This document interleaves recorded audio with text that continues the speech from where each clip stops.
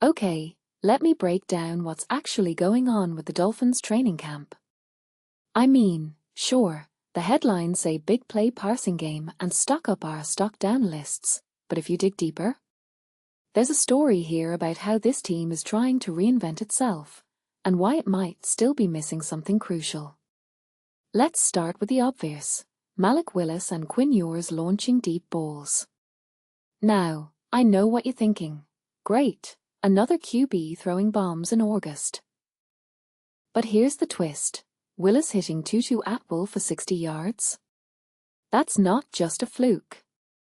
Atwell's been flying under the radar all camp, and this was his moment to remind everyone he's still a threat. And Ewers connecting with Theo Wease? That's becoming a predictable but effective combo. But wait, why does this matter? Because the Dolphins' offense last year was all short slants and checkdowns. If they're suddenly stretching the field, that's a whole new identity. But here's my question: can these QBs sustain this under real game pressure? August vibes are one thing. Week 3 of the season, when defenses start blitzing Will Grier? Totally different story. Now, let's talk defense. Cameron Goode? Dude's basically auditioning for a roster spot with every snap. Back-to-back plays? Tackling for loss, recovering fumbles? That's not just trying hard, that's survival mode.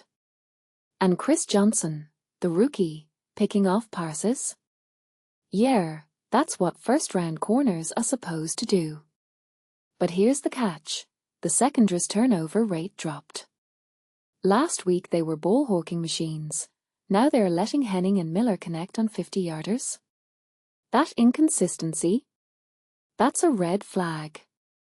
In my opinion, this secondary's the biggest question mark. They've got the talent, but where's the killer instinct? And the fans? Okay, 5,000 people showing up to watch drills? Cool, but the real move was installing those big screens. Genius marketing, right? Makes the experience feel like a real event, not just stand in the sun and squint at a field. But if you take a step back, why are they even doing this? Because the Dolphins know they've got to sell the experience to keep fans engaged.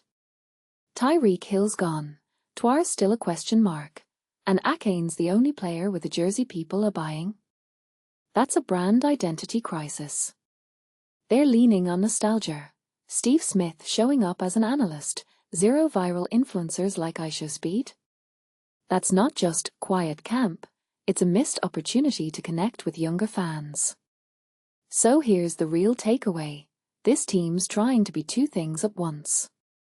A vertical passing attack led by unproven QBs. A defense that's flashy but inconsistent. A fan experience that's polished but lacks star power.